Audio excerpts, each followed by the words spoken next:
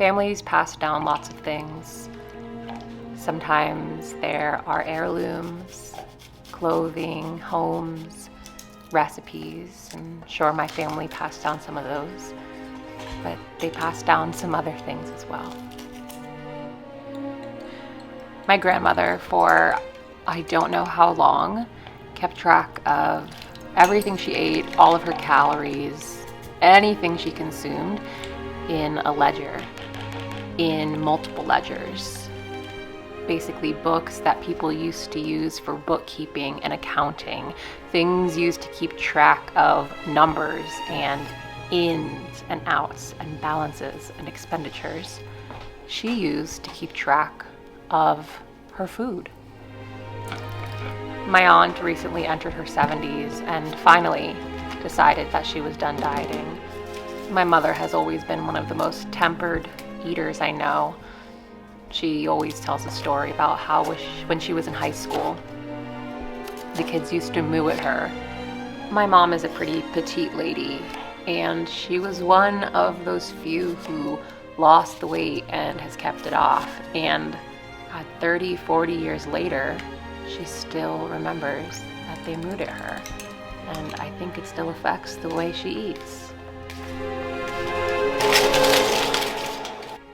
And I feel sad and also grateful that I am the one who gets to break this cycle for my family.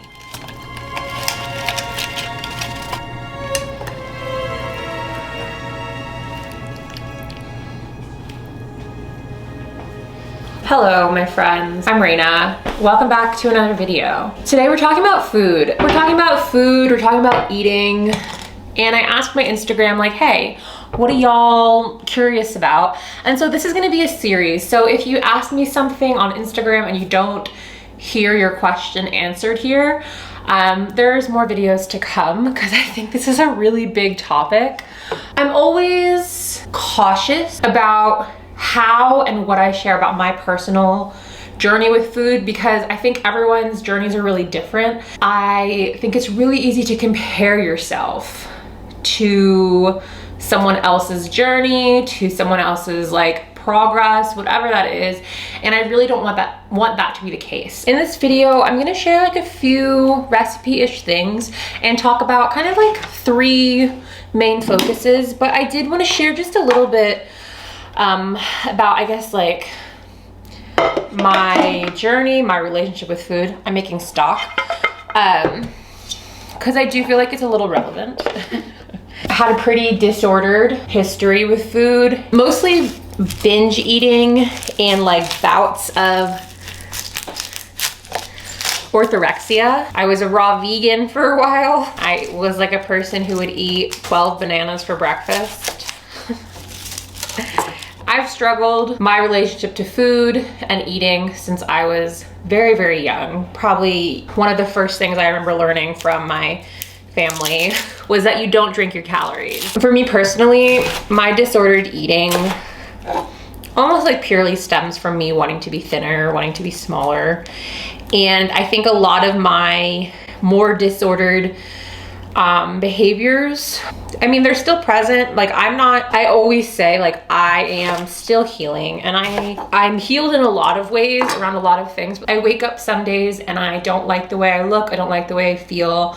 I wake up some days and I go to the gym. My mind circles around how many calories am I burning? How much do I weigh? Like all of the really classic things that burden people. And I would say I am significantly less burdened by them than I once was. But it feels so deeply like sunk into my system. Sometimes I'm curious if it'll ever fully go away and if I can be okay if it doesn't. And I think I can. You know, it's been a really big part of me. It's formed my lens. It's kind of formed who I am. In so many ways, it's why I teach the way I teach, it's why I offer the content I offer. And I don't often like to give very direct advice, even when it's asked, because I always have appreciated the opportunity to interpret things and to like pull out the nuggets of wisdom that really resonate with me. And so like that is my goal. It's the way that I try to communicate with you. I just want to offer you my perspective, my experience, my practices, my processes, because I want to give you information. I want you to feel empowered to make your choices and not to like copy what I'm doing. I don't know if I'll ever just like sit down and give you like 5 ways to change your life or whatever that is. I don't know. And so more than anything, take what I say with a grain of salt. Take what everyone says with a grain of salt. Know that it's all a journey. It's all just a practice, and know that I'm there with you.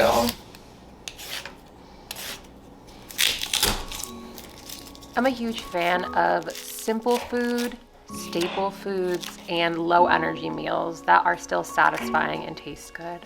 Much like the first meal I showed, a meal of tofu, I have multiple different marinades and sauces either saved to my phone or just kind of living in my head that allow me to make a really easy meal different whenever I need to.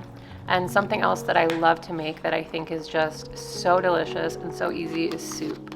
I know everyone's not a soup girly, but I absolutely am. And it's one of my favorite low energy meals because you do about 10 minutes of chopping, throw it in a pot and let it chill. Or I guess not chill, but let it simmer. And once you're done, you can blend it, you can blend some of it, and you just have like a texturally interesting meal, or you have a smooth and creamy meal. It's also a great food for saving, having leftovers, and freezing, which is something my mom and my grandma always have done and did. And I think that's really important because I don't feel like cooking every day, and I think it's really reasonable just to have easy go-to foods that meet you where you are and still feel nourishing and satisfying. Food didn't hurt my relationship with food. Society hurt my relationship with food. Food and taking time to prepare it, be kind of with my meals while I eat them, is partially what helped heal my relationship with food and with eating. I am finally in a space where I feel really comfortable with what I eat, and I feel generally really balanced with the way I eat. It feels really freeing to not have my every waking fucking moment consumed by my consumption. And I'm very, very grateful for that. I'm gonna be 32 in January. At this point, way more than half of my life was spent just obsessed with food, and less so with food, but more so with my body and making it smaller. I know I don't binge as much as I used to. I know I don't count calories anymore. I know I don't feel like food is one of the only things I can control. I know I don't hate my body anymore. And so like, it's like, I want to say like, I hope you find things resonant, but I also like, I don't want anyone to have gone through what I went through, but also like, there are millions of people who have gone through what I went through and worse. And it seems silly to not acknowledge that. And so if you're here, then maybe you'll find some of the things that I offer and some of my reflections resonant. And I guess like more than anything, I wish you healing, like continued healing and continued curiosity with yourself, because for a really, really long time, I could not afford therapy. Now that I'm consistently in therapy, I literally never talk about food. I think if, hilarious to say out loud, because like, I think if I had gone 5 to 8 years ago, or I don't even know, if I had gone previously, or like when I had gone previously, a lot of my focus would have been about food and my body and my discontentment with those things. And it's just like, whew, I just had a moment. Yeah, I don't talk about it. Like, it's not like a non-issue, but it took me more than a decade to get to where I am with my relationship with eating and with food. I think it probably would have been faster and more efficient had I had access to therapy, but I did not. And so if you do have access to therapy, I think you should go. But if you do not have access to therapy, like, know that I understand. I believe that my curiosity, that my time spent with myself and like looking inward and just like being curious about my body, knowing in my mind, in my heart, in my soul, in my gut that I was deserving of something better than I was giving myself, even though I didn't quite know what it was or how to get there, kept me moving towards it. I believe we all know that. I believe inside, deep inside, and it may be buried under layers and layers and layers of shit. I truly believe that we all have that knowledge, that little whisper of a voice being like, you deserve better. You deserve the best. I love you. Staying curious about your life, your human experience, and however that looks, like cooking and just like feeling really interested in the process of cooking kept me curious. Yoga kept me curious. All of these things that like really are part of the body, the physical experience, helped me heal. It took a lot of ups and downs, but here we are. And I feel good.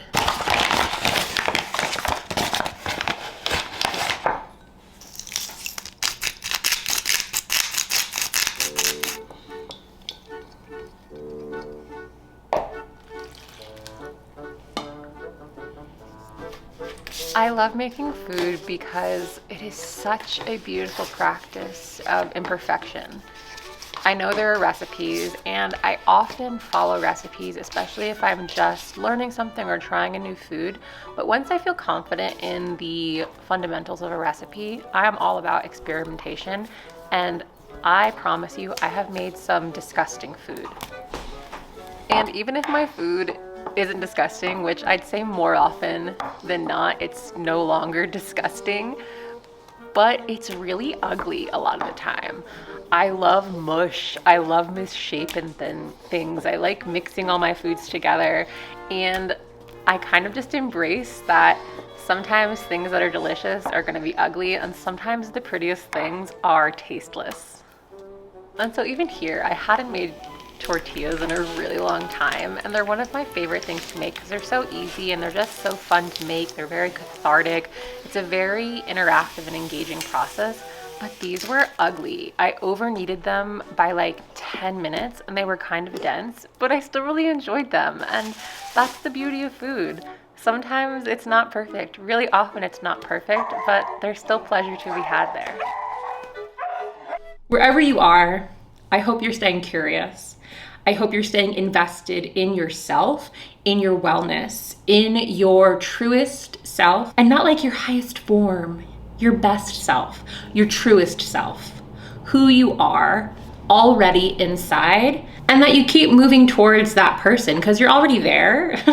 You're already there, and it's just a matter of uncovering that person, and not uncovering in that horrible fucking cliche that I hate where it's like, oh, there's just like a skinnier you hoping to be let out from this fat suit meat sack that you're in. Like, we're all meat sacks. I don't care how much you weigh.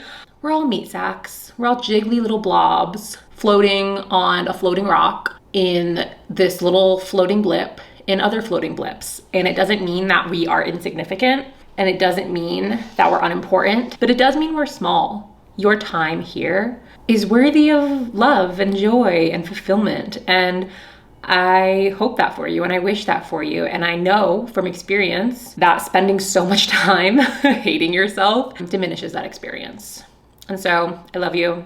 I hope you're doing well, and I will see you in another video. Weird. They're so weird. You know how many vegetables are in this soup. You saw me make it. This happens to be orange. You like peanut butter M&Ms? I do like peanut butter M&Ms.